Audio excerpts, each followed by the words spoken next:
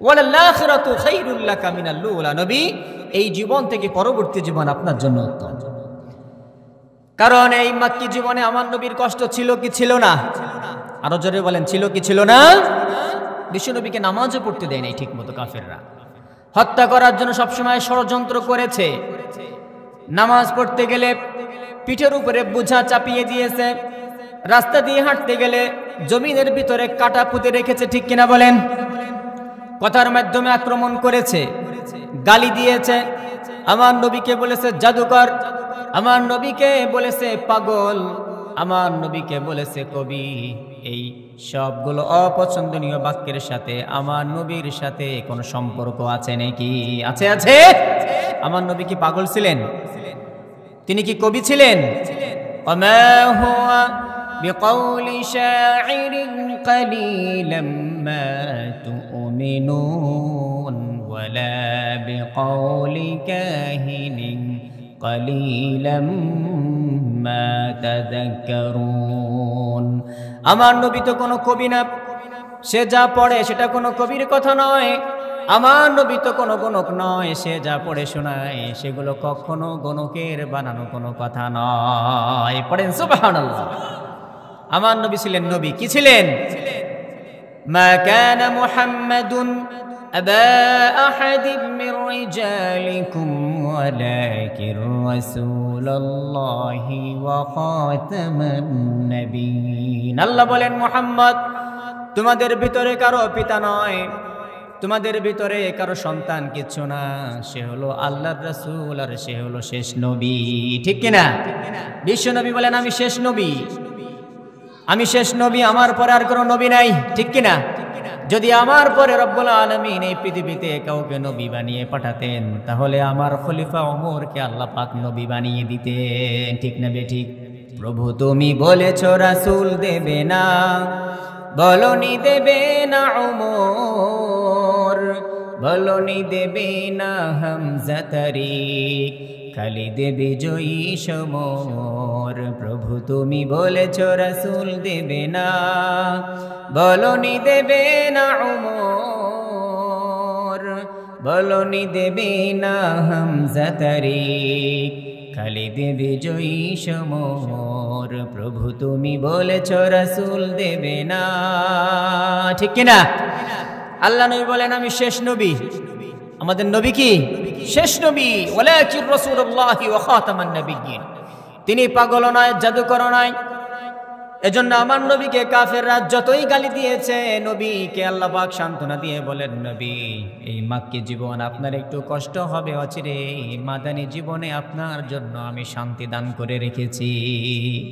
ওয়াদাইয়ান ইলাল্লাহি বিইযনিহি ওয়া সিরাজাম মুনীরা।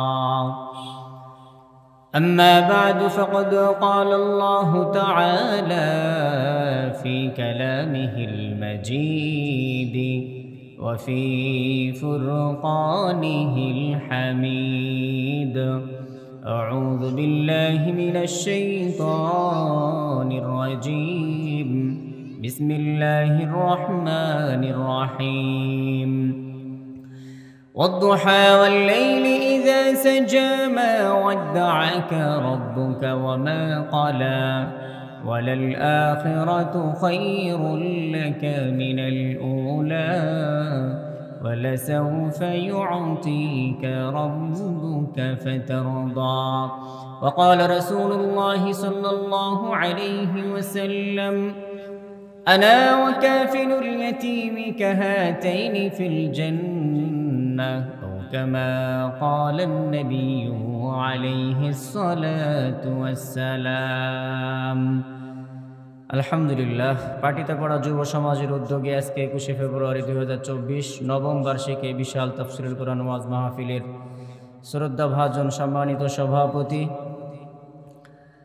হাফেজ মোহাম্মদ ইয়াসিন মোল্লা পেশ ইমাম, পাটিতাপাড়া জামে মসজিদ। আলহামদুলিল্লাহ, চলমান এই অধিবেশনে আপনারা যারা ইতিমধ্যে প্যান্ডেলে উপস্থিত হয়েছেন, আপনাদের প্রতি শুকরিয়া। বাহিরে যারা মহিলারা যারা আছেন পর্দার অন্তরালে, সবার প্রতি বিনম্র শ্রদ্ধা ভালোবাসা জানিয়ে আজকের আলোচনা আমি শুরু করছি। আল্লাহ পাক যেন সহিভাবে সুন্দরভাবে কিছু কথা আলোচনা করার তৌফিক দান করেন, আমরা সকলে পড়ি আমিন। আজকে আলোচনা করব সংক্ষিপ্তভাবে সূরাতুদ দুহা থেকে। কোন সূরা থেকে? এই সূরাটা কোরআন কারীমের 193তম সূরা। এই সূরার ভিতরে আয়াত সংখ্যা আছে 11টি। এই সূরাটা একটি মাক্কি সূরা। কি সূরা? বিশ্বনবীর নবুয়তের দুইটি জীবন, একটি হলো মাক্কি জীবন 13 বছর, আর একটি হলো 10 বছরের মাদানী জীবন, ঠিক কিনা?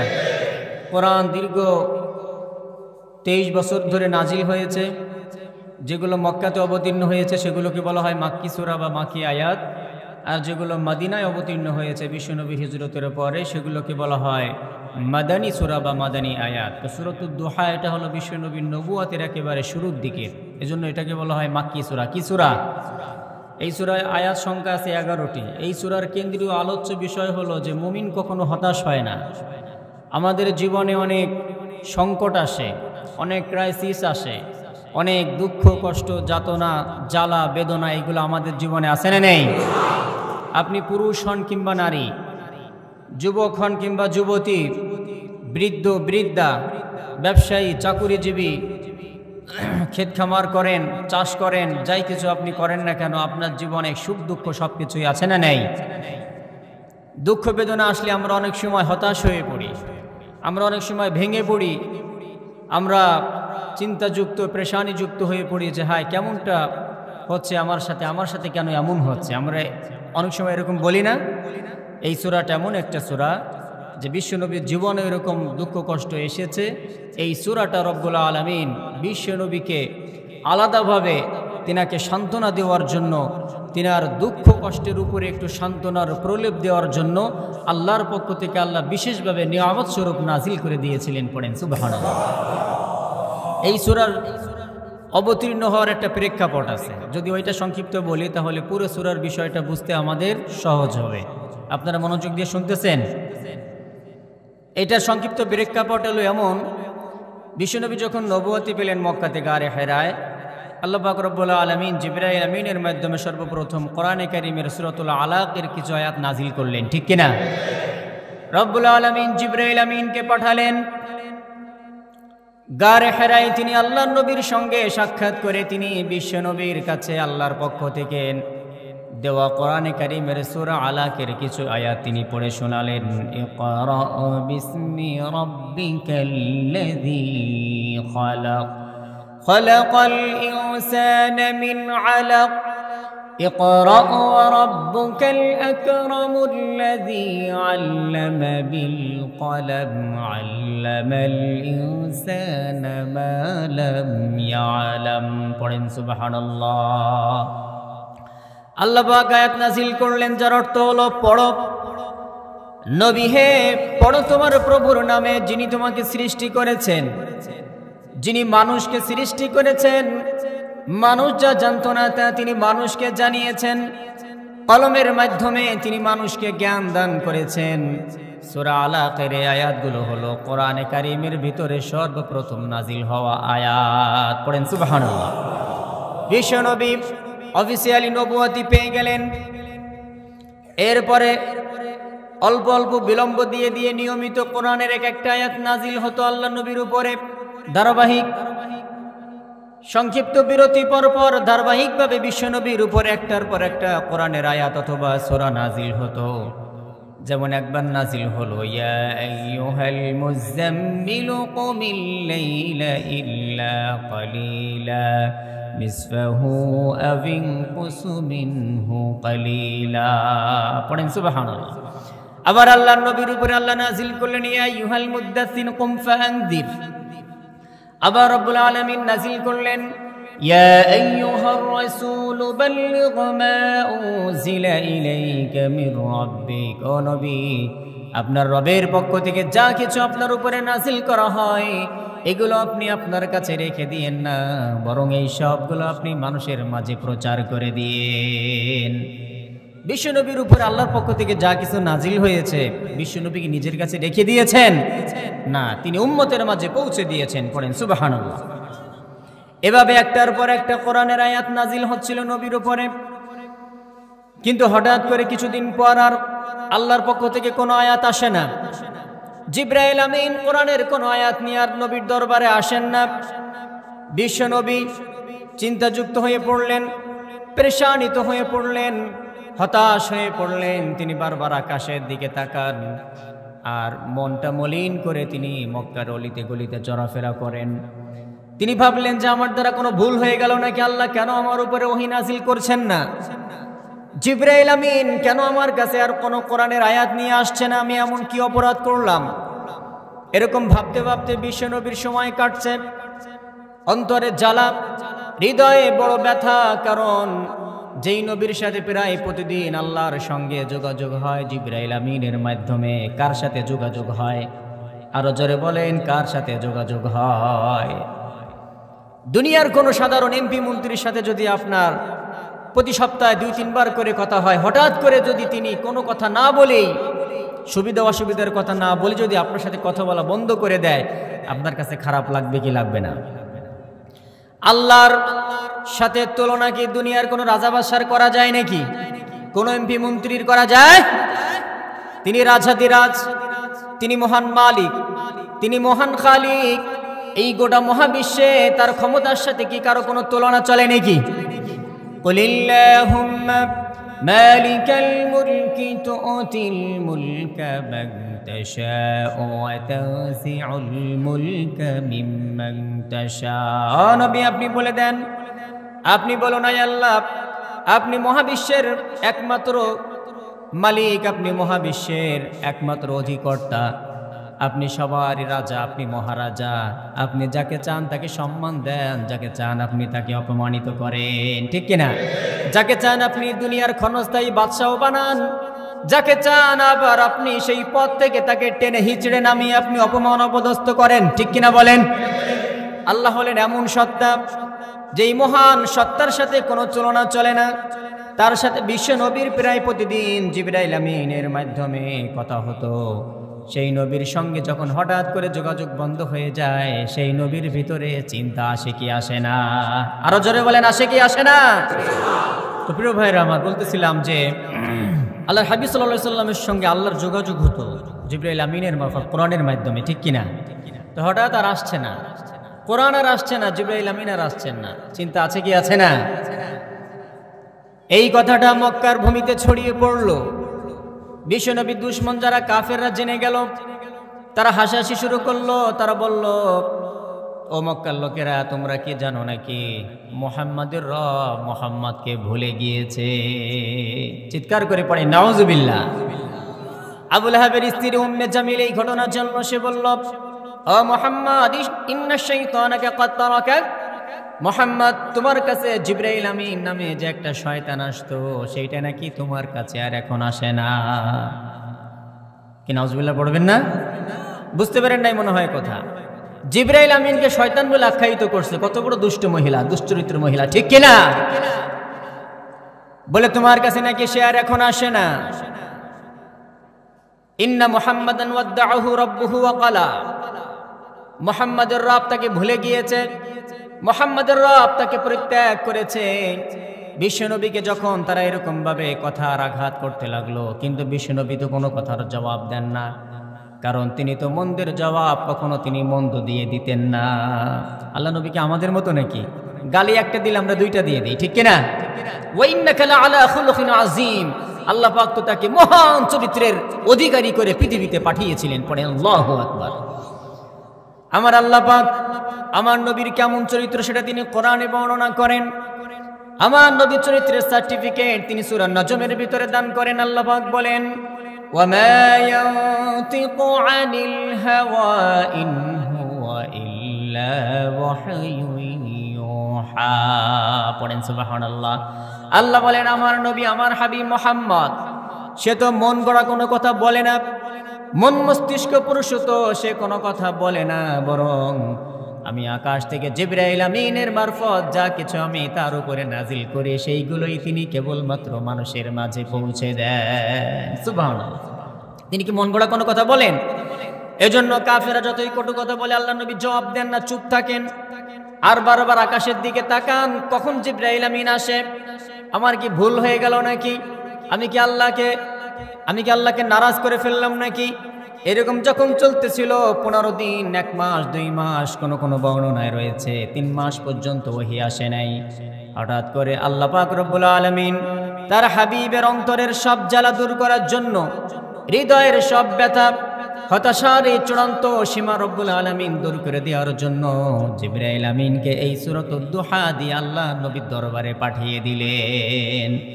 জিবরাইল আমিন এসে পড়ে শুনালেন, ওয়াদ-দুহা والليل إذا سجى ما ودعك ربك وما قلى وللآخرة خير لك من الأولى ولسوف يعطيك ربك فترضى পড়েন সুবহানাল্লাহ। ওয়াদ-দুহা আলোর শপথ, ওয়াল-লাইলি ইযা সাজা নিঝুম নিস্তব্ধ রাতের শপথ, তার মানে অন্ধকারের শপথ। এই আলো দ্বারা আল্লাহ পাক ওহী আশাটাকে বুঝালেন, অন্ধকার দ্বারা তিনি হয়তো ওহী না আশাটাকে বুঝালেন। এই আলো আধারের শপথ খেয়ে আল্লাহ পাক আমার নবীকে 3 নম্বর আয়াতে তিনি শিওরিটি দিলেন, মা ওয়াদ্দাআকা রাব্বুকা ওয়া মা ক্বালা।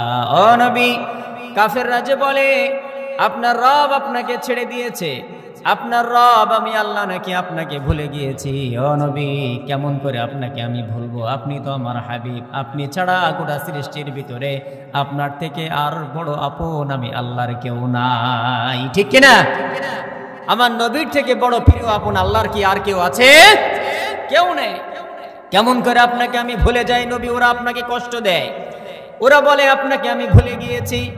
ও নবী, আমি দুইটা শপথ কাটলাম, আমি আলোর শপথ কাটলাম, আমি অন্ধকারের শপথ কেটে আল্লাহ আমি আমার কথার আরো ওজনকে বাড়িয়ে দিলাম। ও নবী, আমি বললাম, মা ওয়াদ্দাআকা রাব্বুকা ওয়া মা ক্বালা, আপনার রব আপনাকে ভুলেও যায় নাই, আপনার রব আপনাকে ছেড়েও দেয় নাই, আপনার প্রতিপালক আল্লাহ আপনার প্রতি অসন্তুষ্ট হয়ে যায় নাই। চিৎকার করে পড়েন সুবহানাল্লাহ। মা ওয়াদ্দাআকা রাব্বুকা, আপনার রব আপনাকে ছেড়ে দেয় নাই, ওয়া মা ক্বালা, আপনার কোনো কাজের কারণে আপনার প্রতি বেজারও হয় নাই। বিশ্বনবীর উপরে কয়েকদিন মাত্র ওহী নাজিল হয় নাই, আল্লাহ নবী যে কষ্ট পেয়েছেন, এই কষ্ট দূর করার জন্য আল্লাহ পাক এই সূরা দুহাটা বিশ্বনবীকে ডেডিকেট করে নাজিল করে দিয়েছেন। কি ভালোবাসতেন আমার নবীকে, সীমাহীন ভালোবাসতেন। আল্লাহ নবী একটু কষ্ট পেলে আল্লাহ পাক দ্রুত তার কষ্ট দূর করার জন্য ব্যবস্থা করে দিতেন। ওহী নাজিল হওয়ার বন্ধ হওয়ার কারণে তিনি কষ্ট পেয়েছেন, আল্লাহ পাক কোরআনের ভিতরে সূরা নাজিল করে দিয়ে তিনার কষ্টকে দূর করে দিয়েছেন। তো 3 নম্বর আয়াতে বললেন, নবী আপনাকে আমি ছেড়েও দেই নাই, আপনাকে আমি ভুলেও যাই নাই। 4 নম্বর আয়াতে আল্লাহ পাক বললেন, নবীকে আরেকটা সান্ত্বনার বাণী শোনালেন। 2 নম্বর সান্ত্বনা দিয়ে আমার নবীকে আল্লাহ বললেন, ওয়ালাল আখিরাতু খায়রুল লাকা মিনাল উলা। ও নবী, এই জীবন আপনার আসল নয়, আপনার আসল জীবন তো পরকালের জীবন। 2টা অর্থ, একটা হলো মাক্কি জীবন, আপনার কষ্টের জীবন, নবী অচিরে এই মাদানী জীবনে আপনি শান্তি লাভ করবেন। তাফসীর আরেকটা অর্থ আসছে, নবী এই দুনিয়ার জীবন আপনার জন্য আসল নয়, আপনার জন্য আসল জীবন হলো আখিরাতের জীবন, ঠিক কিনা? ওয়ালাল আখিরাতু খায়রুল লাকা মিনাল উলা। নবী এই জীবন থেকে পরবর্তী জীবন আপনার জন্য উত্তম। কারণ এই মাক্কি জীবনে আমার নবীর কষ্ট ছিল কি ছিল না? আরো জোরে বলেন, ছিল কি ছিল না? বিশ্বনবীকে নামাজও পড়তে দেয় নাই ঠিক মতো কাফেররা, হত্যা করার জন্য সবসময় ষড়যন্ত্র করেছে। নামাজ পড়তে গেলে পিঠের উপরে বোঝা চাপিয়ে দিয়েছে, রাস্তা দিয়ে হাঁটতে গেলে জমিনের ভিতরে কাটা পুঁতে রেখেছে, ঠিক কিনা বলেন? কথার মাধ্যমে আক্রমণ করেছে, গালি দিয়েছে, আমার নবীকে বলেছে জাদুকর, আমার নবীকে বলেছে পাগল, আমার নবীকে বলেছে কবি। এই সবগুলো অপছন্দনীয় বাক্যের সাথে আমার নবীর সাথে কোনো সম্পর্ক আছে নাকি? আছে, আছে। আমার নবী কি পাগল ছিলেন? তিনি কি কবি ছিলেন? ওমা হুয়া বিকাউলি শাইরিন কালিলাম মা তুমিনুন ওয়ালা বিকাউলি কাহিনিন কালিলাম মা তাযাক্কারুন। আমার নবী তো কোনো কবি না, সে যা পড়ে সেটা কোনো কবির কথা নয়, আমার নবী তো কোনো গণক নয়, সে যা পড়ে শোনায় সেগুলো কখনো গণকের বানানো কোনো কথা নয়। পড়েন সুবহানাল্লাহ। আমার নবী ছিলেন নবী, কি ছিলেন? মা কানা মুহাম্মাদুন আবা আহাদিম মির রিজালিকুম ওয়ালাকির রাসূলুল্লাহি ওয়া খাতামান নাবিয়্যিন। আল্লাহ বলেন, মুহাম্মদ তোমাদের ভিতরে কারো পিতা নয়, তোমাদের ভিতরে কারো সন্তান কিচ্ছু না, সে হলো আল্লাহর রাসূল আর সে হলো শেষ নবী। ঠিক কিনা?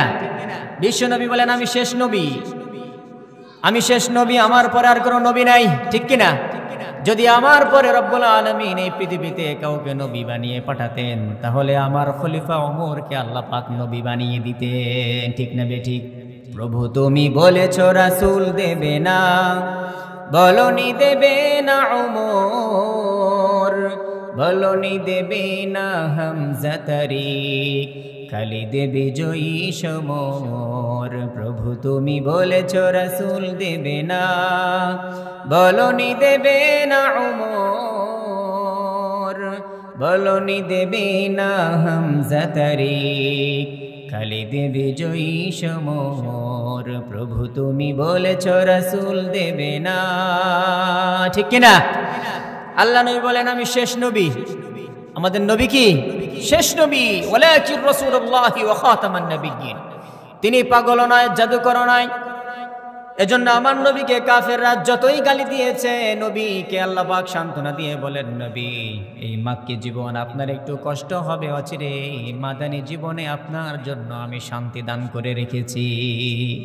বিষ্ণু যখন মদিনায় গিয়েছেন তখন মক্কা থেকে অনেক ভালো ছিলেন। ঠিক না ঠিক? ওইখানে নবীকে কেউ গালি দিত না, ওইখানে নবীর উপরে কেউ আক্রমণ করতো না। পড়েন সুবহানাল্লাহ। মাক্কি জীবনের একটি ঘটনা বলি। বিশ্ব নবী তায়েফের ময়দানে গিয়েছেন, কি কষ্ট দেখেন। আবার সে আবি তালিবে তিনি 3 বছর বন্দী ছিলেন।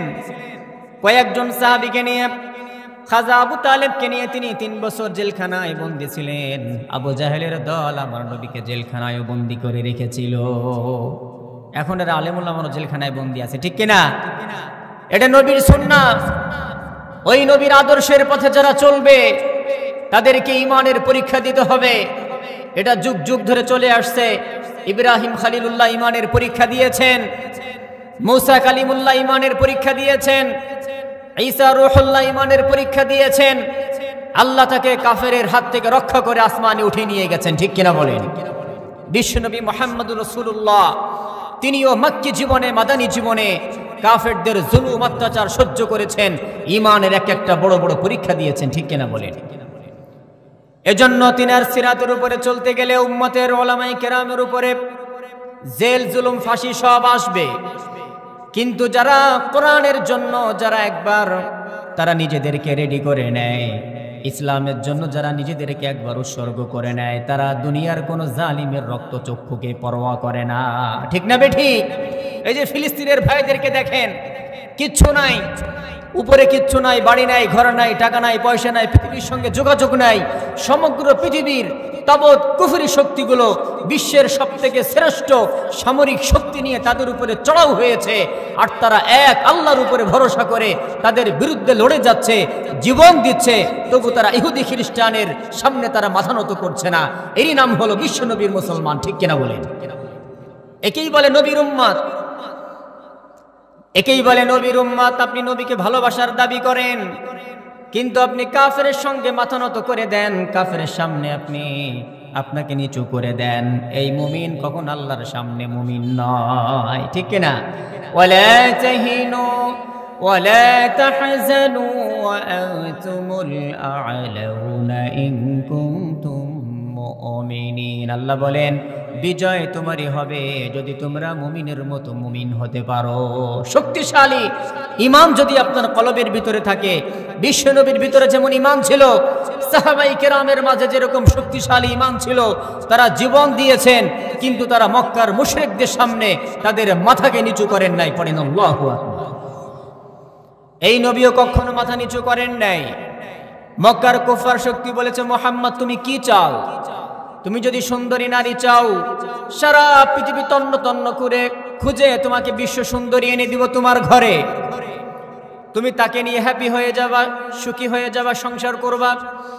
তুমি যদি চাও ধনী হতে, আমরা মক্কার ভিতরে, গোটা আরবের ভিতরে সব থেকে ধনী আমরা তোমাকে বানিয়ে দিব। আবার বলেছেন তুমি যদি ক্ষমতা চাও তাহলে আসো, আমাদের এই আরব ভূমির নেতা আমরা তোমাকে বানিয়ে দিব।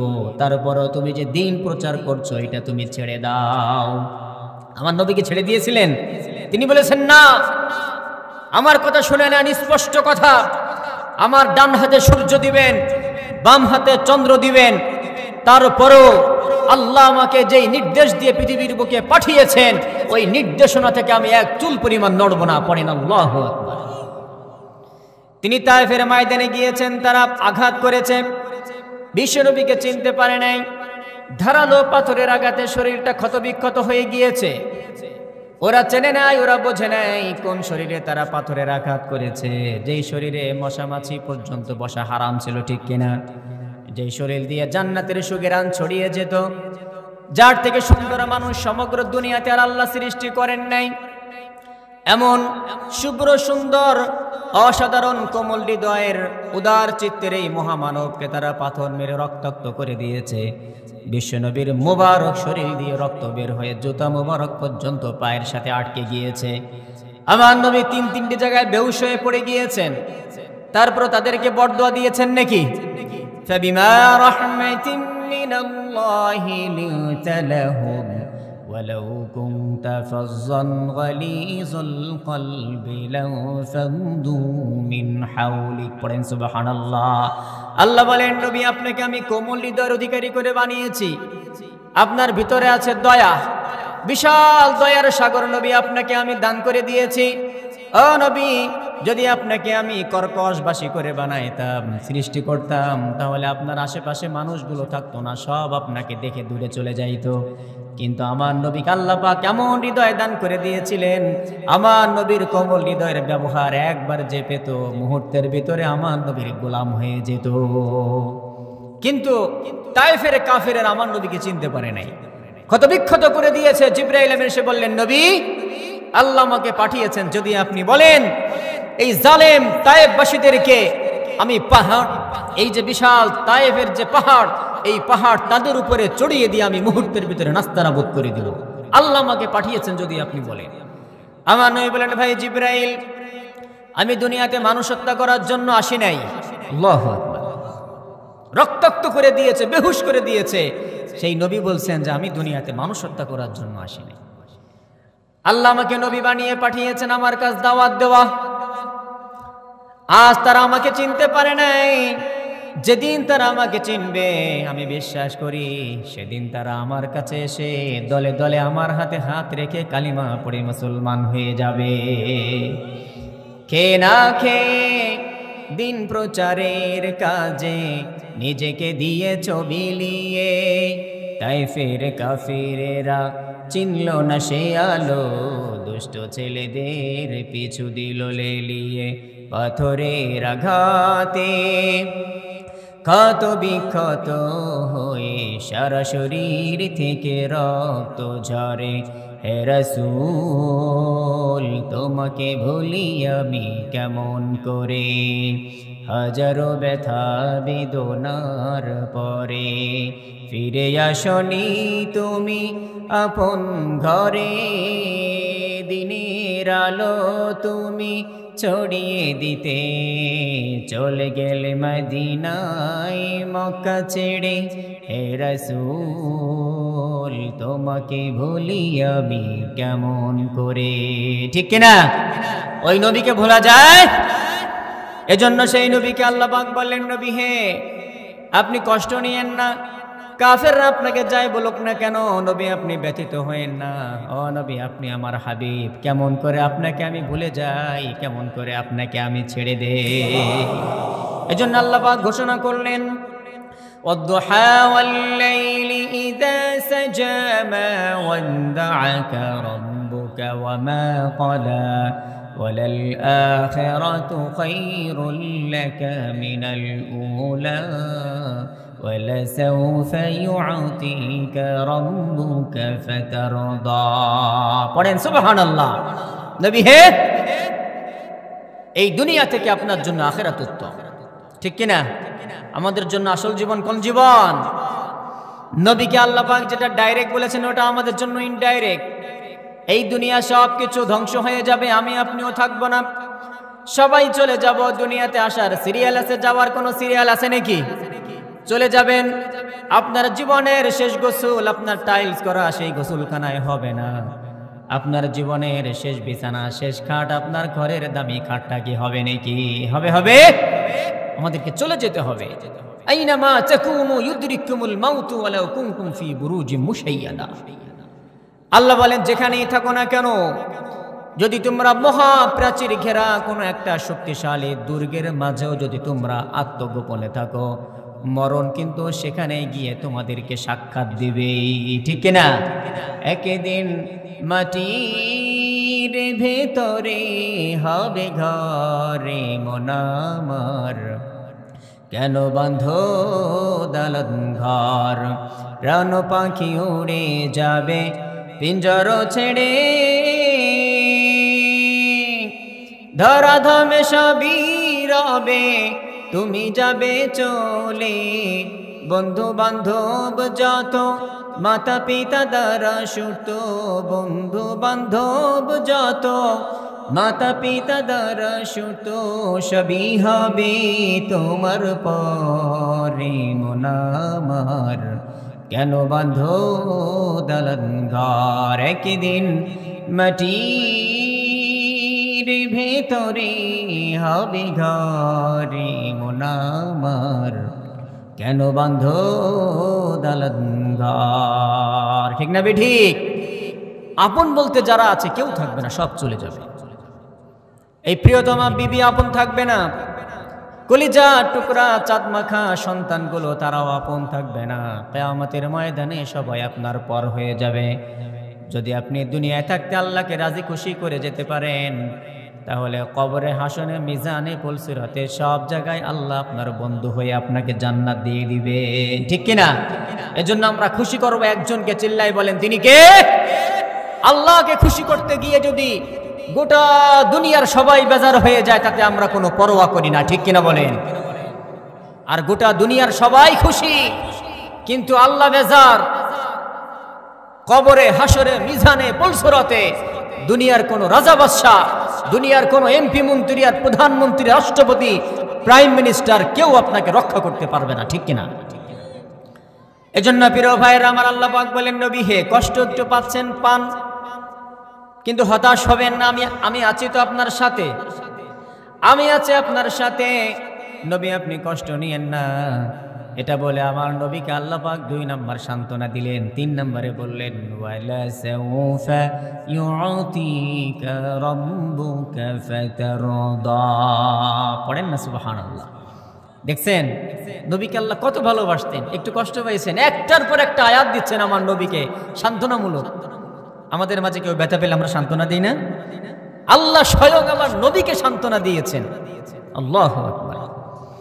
আল্লাহ বলতেছেন নবী আপনি চিন্তা করবেন না, অচিরে আপনাকে আমি এত এত নিয়ামত দান করব, যেই নিয়ামতগুলো পেয়ে নবী আপনি এত খুশি হবেন, যেই খুশির কোনো সীমা পরিসীমা নবী আপনার থাকবে না। ওয়ালা সাউফা ইউতিকা রাব্বুকা ফাতারদা। নবী এত নিয়ামত দিব যে আপনি সন্তুষ্ট হয়ে যাবেন। কোনো দুঃখ, কোনো বেদনা, কোনো জ্বালা অন্তরের গহীনে আপনার কিচ্ছু আর অবশিষ্ট থাকবে না। এই আয়াত যখন নাজিল হলো আমার নবী খুশি হয়ে গেলেন, তিনি প্রচন্ড খুশি হলেন, আনন্দিত হলেন। তিনি তখন গুনাহগার উম্মতের কথা ভুলে যান নাই। আমার নবী সেই প্রচন্ড খুশির সময় তিনি সাহাবীদেরকে বললেন, ও সাহাবীরা শোনো শোনো, আমার আল্লাহ বলেছেন নবী আমি আপনাকে এত নিয়ামত দেব যে আপনি খুশি হয়ে যাবেন। ও সাহাবীরা তোমরা সাক্ষী থাকো, আমি সেই পর্যন্ত খুশি হব না যেই পর্যন্ত আমার উম্মতের একজনও জাহান্নামে থাকবে। তবে কোন উম্মত? উম্মত হতে হবে, ঠিক কিনা? কাফেররাও তো নবীর উম্মত, ওদের জন্য কি আল্লাহ নবীর কোনো জ্বালা আছে?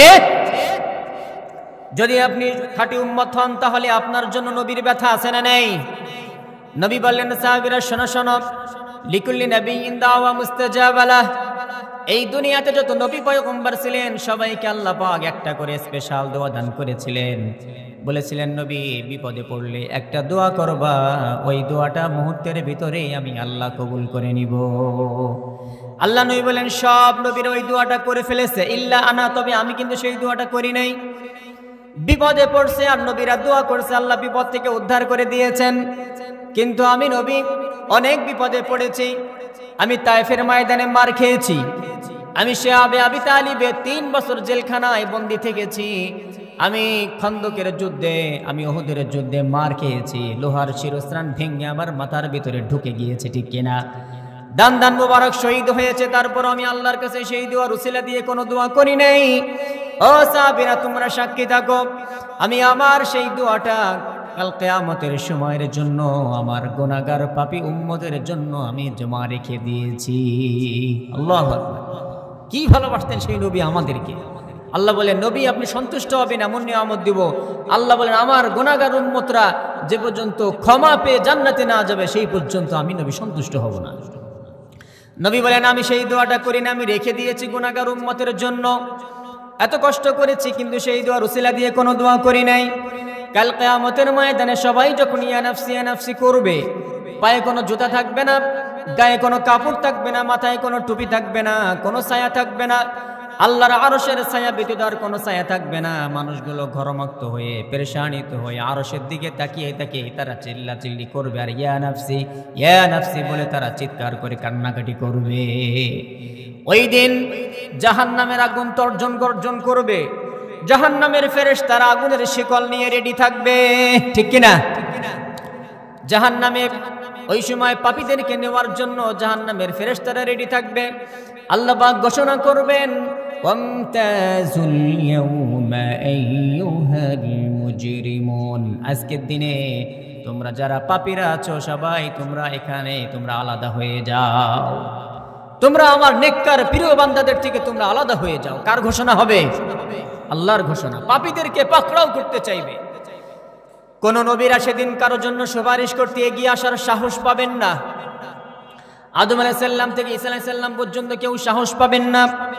শেষ পর্যন্ত উম্মতেরা আমার নবীর কাছে দৌড়ে যাবেন। বিশ্বনবী সেদিন ইয়া নাফসি বলবেন না, তিনি বলবেন রব্বি হাবলি উম্মতি, হায় আল্লাহ আমার উম্মতের কি হবে, আমার উম্মতের কি হবে। তিনি সিজদায় পড়ে যাবেন। জিবরাইল আমিন এসে বলবেন নবী আপনি মাথা উঠান, ইরফা রাসাক সাল তুতা, নবী আপনি মাথা উঠান, আপনি যা চান আল্লাহ তা কবুল করবেন, আল্লাহ আপনাকে তাই দিবেন। জিবরাইল আমিনকে বিশ্বনবী বলবেন ও ভাই জিবরাইল কেমন করে আমি সিজদা থেকে মাথা তুলবো? ওই যে জাহান্নামের আগুন গর্জন করে আমার গুনাহগার উম্মতদেরকে তার ভিতরে নিয়ে যেতে চায়। আল্লাহ পাক ডাক দিয়ে বলবেন নবী আপনি মাথা তোলেন, আজকে আপনি যা চাবেন আমি আপনাকে তাই দিব, আমি আপনাকে সন্তুষ্ট করব। তখন আমার নবী মাথা তুলে বলবেন আল্লাহ আমার গুনাহগার উম্মতদেরকে আপনি ক্ষমা না করা পর্যন্ত আমি নবী সন্তুষ্ট হব না। তখন আল্লাহ পাক আমার নবীকে বলবেন নবী আজকে আপনি শাফাআতে কুবরা পেশ করেন, আপনি সুপারিশ করেন, আপনি যাকে যাকে চাইবেন নবী আমি একজনকেও ফেরাবো না, যাকে আপনি চাবেন তাকে আমি আপনার সুপারিশ কবুল করে তাকে আমি জান্নাত দান করিয়া দিব। আল্লাহু আকবার। চাঁদের চেয়ে সুন্দর তুমি নবী আমার কামলিহি ওয়ালা, চাঁদের চেয়ে সুন্দর তুমি নবী আমার কামলিহি ওয়ালা, দো জাহানের বাদশাহ তুমি প্যারা নবী সাল্লে আলা, দো জাহানের বাদশাহ তুমি প্যারা নবী সাল্লে আলা, চাঁদের চেয়ে সুন্দর তুমি নবী আমার কামলিহি ওয়ালা। পড়েন সুবহানাল্লাহ। কি নবী তিনি, যেমন তার বাহিরটা সুন্দর তেমন তার ভিতরটা সুন্দর, ঠিক কিনা? যেমন তার বাহিরটা কোমল তেমন তার ভিতরের হৃদয়টা কোমল। তিনার মতো দয়াবান নবী পৃথিবীতে দ্বিতীয়টার কেউ আছে নাকি? আছে, আছে। কিয়ামতের ময়দানে তিনি আমাদেরকে ভুলবেন না। তিনি সেই দোয়াটা করেন নাই যেই দোয়া আল্লাহ পাক সব নবীকে দিয়েছিলেন। আল্লাহু আকবার। এজন্য আল্লাহ পাক বললেন নবী হে ওয়ালা সাউফা ইউতিকা রাব্বুকা ফাতারদা, ও নবী আপনাকে আমি এত নিয়ামত দান করব যেই নিয়ামত পেয়ে নবী আপনি খুশি হয়ে যাবেন। লম্বা ঘটনা, আর ওদিকে যাব না। ওমর ফারুককে আল্লাহ পাক বিশ্বনবীকে দান করেছেন। বিশ্বনবী চাইলেন আল্লাহ 2 ওমরের 1 ওমরকে দেন, যাতে আমার ইসলামটা দ্রুত ছড়িয়ে পড়ে। আল্লাহ পাক বললেন, জান গো নবী, আপনার দোয়া আমি কবুল করে নিলাম। আবু জাহেল না, আবুল হেকাম নয়, ওমর ইবনুল হিশাম নয়, ওমর ইবনুল খাত্তাবকে নবী আপনাকে আমি দান করে দিলাম। ওমর ফারুক কালেমা পড়ে মুসলমান হয়ে গেলেন। তরবারি নিয়ে গিয়েছিলেন বিশ্বনবীকে হত্যা করার জন্য, ঠিক কিনা? কিন্তু আল্লাহ নবীর দরবারে গিয়ে নবীর কথা শুনে সে পাগল পড়া হয়ে যায়। তরবারিটা জমিনে রেখে দিয়ে কালেমায়ে শাহাদাত পড়ে বিশ্বনবীর হাতে মুসলমান হয়ে যায়। বিশ্বনবীর হাতে মুসলমান হয়ে মুসলমানদের লিডার হয়ে যায়। দ্রুত সারা মক্কা ভূমিতে ইসলাম ছড়িয়ে পড়ে। ওমর ফারুককে আল্লাহর কাছে বিশ্বনবী চেয়েছিলেন, আমার নবীর চাওয়ার সাথে সাথে আমার নবীকে সন্তুষ্ট করার জন্য ওমর ফারুককে নবীকে দান করে দিয়েছিলেন কে? ওয়ালা সাউফা ইউতিকা রাব্বুকা ফাতারদা। পড়েন সুবহানাল্লাহ। পরবর্তী 6টা আয়াত আমি সংক্ষিপ্ত করে শেষ করে দিই। পরবর্তী 6টি আয়াত আল্লাহ পাক আমার নবীকে কয়েকটা নিয়ামতের বর্ণনা দিচ্ছেন, তারপরে নির্দেশনা দিয়ে শেষ করে দিয়েছেন। নাম্বার 1, আল্লাহ পাক বলেন, নবী হে, আলাম ইয়াজিদকা ইয়াতীমান ফাআওয়া ওয়া ওয়াজাদাকা দাল্লান ফাহাদা ওয়া ওয়াজাদাকা আইলান ফাআগনা। 1 নম্বরে বলেন, নবী হে, আপনি এতিম ছিলেন। আপনি এতিম ছিলেন, আপনার মা বাবা কেউ ছিল না। ছোটবেলায় সবাইকে আমি উঠেই নিয়ে গেছি। ও নবী, আপনি এতিম হয়ে মক্কাতে বড় হয়েছেন। আমি আল্লাহ স্বয়ং আমার কুদরতের কোলে লালন পালন করে নবী আপনাকে আমি সমাজে প্রতিষ্ঠিত করেছি। শুধু তাই নয়, এই গোটা মহাবিশ্বে আপনি এতিম থাকার পরও আপনার সম্মান মর্যাদা আমি সমগ্র মহাবিশ্বে সব থেকে বেশি করে দিয়েছি, ঠিক কিনা? আমার নবী এতিম ছিলেন, কিন্তু সেই এতিম একটা বালককে আমার নবী সম্মান দিয়ে, আমার আল্লাহ সম্মান দিয়ে, মর্যাদা দিয়ে, নবুয়তি দিয়ে, রিসালাত দিয়ে, কোরআন দিয়ে গোটা মহাবিশ্বে আমার নবীর সম্মানটাকে সর্বোচ্চ করে দিয়েছেন কে? আলাম ইয়াজিদকা ইয়াতীমান ফাআওয়া ওয়া ওয়াজাদাকা দাল্লান ফাহাদা। নবী, আপনি পথ খুঁজছিলেন, আপনাকে আমি হিদায়াতের পথের সন্ধান দিয়েছি। ও নবী, আপনি ছিলেন অসহায়, নিঃস্ব, আপনার কোনো অর্থ সম্পত্তি ছিল না। ওয়াজাদাকা আইলান ফাআগনা। নবী, আপনি নিঃস্ব ছিলেন, আপনাকে আমি অর্থ সম্পত্তি দান করে নবী আপনাকে আমি ধনী বানিয়ে দিয়েছি। 3টে নিয়ামত। হযরতে খাদিজাতুল কুবরা যখন বিশ্বনবীর বিবাহে আসলেন, তিনি ধনাঢ্য মহিষী নারী ছিলেন। তিনি এসে বললেন, ওগো আমার স্বামী, আপনার কোনো সম্পত্তি নেই, কিন্তু আপনার বিবি আমি খাদিজার অনেক সম্পদ আছে। এই যে নিন, আমার সমস্ত সম্পদ আজকে আমি আপনাকে দান করে দিলাম। আমি খাদিজা আজকে থেকে নিঃস্ব হয়ে গেলাম, আপনি আমার স্বামী, আপনাকে আমি ধনী বানিয়ে দিলাম। পড়েন সুবহানাল্লাহ। এজন্য তাফসিরে লিখেছে ফাগনা বি খাদিজা। এজন্য আমার নবীকে 3টে নিয়ামত দান করে দিয়েছেন কে? সর্বশেষ 3টে আয়াতে বললেন, ফাআম্মাল ইয়াতীমা ফালা তাকহার ওয়া আম্মাস সাইলা ফালা তানহার ওয়া আম্মা বিনি'মাতি রাব্বিকা ফাহাদ্দিস। পড়েন সুবহানাল্লাহ। সর্বশেষ 3টে আয়াতে আল্লাহ আমার নবীকে 3টে নির্দেশনা দিলেন। নাম্বার 1, নবী হে, আপনি এতিম ছিলেন। আপনার কাছে যখন কোনো এতিম আসে যখন আপনার কাছে, বা আপনি যখন কোনো এতিমের কাছে যান, আপনি তার সঙ্গে ভালো ব্যবহার করেন। আপনি তাকে ধমক দিয়ে তাড়িয়ে দিবেন না, তার সঙ্গে আপনি দুর্ব্যবহার করবেন না। এজন্য এতিমের সঙ্গে ভালো ব্যবহার করার দরকার আছে না নাই? আল্লাহ নবী বলেন, আনা ওয়া কাফিলুল ইয়াতীমি কাহাতাইনি ফিল জান্নাহ। এইভাবে 2টা আঙ্গুল দেখাইছেন। কয়টা আঙ্গুল? আল্লাহ নবী বলেন, ও সাহাবীরা, তোমরা শোনো, আমার এই 2টা আঙ্গুল যত কাছাকাছি, এতিমকে যেই ব্যক্তি লালন পালন করবে, এতিমের যে ব্যক্তি সেবা শুশ্রূষা করবে, এতিমের টাকা পয়সা পড়াশোনার খরচ যেই ব্যক্তি দান করবে, ওই ব্যক্তি আর আমি নবী কাল কিয়ামতের ময়দানে এইভাবে কাছাকাছি থাকবো। পড়েন আল্লাহু আকবার। কারণ আমার নবীকে আল্লাহ নিজেই বলেছেন, নবী হে, ফাআম্মাল ইয়াতীমা ফালা তাকহার। যখন আপনার কাছে কোনো এতিম আসে, আপনি তার সঙ্গে খারাপ ব্যবহার করবেন না। 2 নম্বরে বলেন, ওয়া আম্মাস সাইলা ফালা তানহার। ও নবী, আপনি নিঃস্ব ছিলেন, আপনি পরবর্তীতে অর্থ সম্পদশালী হয়েছেন, আপনাকে আমি ধনী বানিয়েছিলাম। সুতরাং আপনার কাছে যখন কোনো নিঃস্ব মানুষ আসে, যখন কোনো গরিব অসহায় আপনার কাছে এসে কিছু চায়, আপনার কাছে এসে কোনো ভিক্ষা দাবি করে, ও নবী আপনি তাকে ধমক দিয়ে তাড়িয়ে দিবেন না, আপনি তাকে নিষেধ করে দিবেন না, বরং আপনার তৌফিকে যা হয় নবী আপনি সেইটাই দান করে দিবেন। সুবহানাল্লাহ। আম্মা সাইলে ফালা তানহার, যদি কোনো ভিক্ষুক আসে নবী আপনি তাকে আপনি দূর দূর করে তাড়িয়ে দিবেন না, যা পারেন নবী আপনি তাই দিবেন। এজন্য কোনো ভিক্ষুককে ধমক দেওয়া, ভিক্ষুককে তাড়িয়ে দেওয়া, ভিক্ষুকের সঙ্গে দুর্ব্যবহার করা, এইটা কখনো মুসলমানের কাজ হইতে পারে না, ঠিক কিনা? যতটুকু তৌফিক আছে দিবেন, না পারলে তাকে বিনয়ের সঙ্গে বলে তাকে বিদায় দিবেন, ঠিক কিনা? এটাই নবীর সুন্নাহ, এটাই আল্লাহর আদেশ। পড়েন সুবহানাল্লাহ।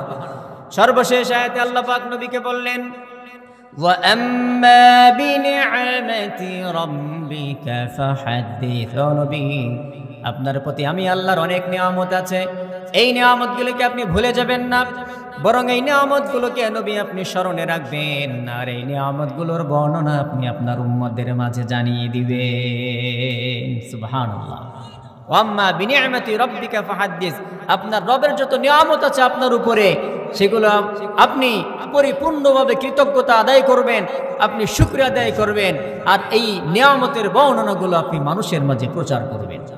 এজন্য আল্লাহ আমাদেরকে যে নিয়ামত দিয়েছেন এই নিয়ামতের শুকরিয়া আদায় করার দরকার আছে না নাই? আল্লাহর নিয়ামতের বর্ণনা জবানে দেওয়া এটাও আল্লাহ কামনা করেন। পড়েন সুবহানাল্লাহ। যদি আপনি ধনী হন, আপনার তৌফিক অনুযায়ী একটু ভালো পোশাক পরা, এটাও আল্লাহর নিয়ামতের শুকরিয়া আদায় করার নামান্তর, ঠিক কিনা? আপনি ধনী কিন্তু আপনি ছেঁড়া ফাটা কাপড় পরেন, এটা কিন্তু নিয়ম না, এটা কি না? নিয়ম না। তো প্রিয় ভাইয়েরা আমার, এই সূরা দোহা থেকে আমরা যা কিছু আলোচনা শুনলাম, আল্লাহ যেন আমাদের সকলকে বুঝার তৌফিক দান করেন। যা কিছু আলোচনা করলাম একদম সরাসরি কোরআন সুন্নাহ থেকে বলার চেষ্টা করেছি, বানিয়ে কিছু বলি নেই। তারপরে যদি আমার নিজের অজান্তে কোনো ভুল ভ্রান্তি হয়ে যায়, আল্লাহ পাক নিজ গুণে ক্ষমা করেন। সহি কথাগুলোকে আমাকে আপনাকে সকলকে আমল করা তৌফিক দান করে দেন। ইনশাআল্লাহ সবাই আমার জন্য দোয়া করবেন। দেখা হবে অচিরেই আবার কোথাও এক জায়গায় কোনো এক তাফসিরের ময়দানে। সেই পর্যন্ত আপনারা সুস্থ থাকেন, সুন্দর থাকেন, সত্য সুন্দর ও কল্যাণের সাথে থাকেন, ইসলাম ও কোরআনের সাথে থাকেন। আল্লাহ পাক আমাদেরকে কবুল করেন, আমরা সকলে পড়ি আমিন। ওয়া আখিরু দাওয়ানা আলহামদুলিল্লাহি রাব্বিল আলামিন। আসসালামু আলাইকুম ওয়া রাহমাতুল্লাহ।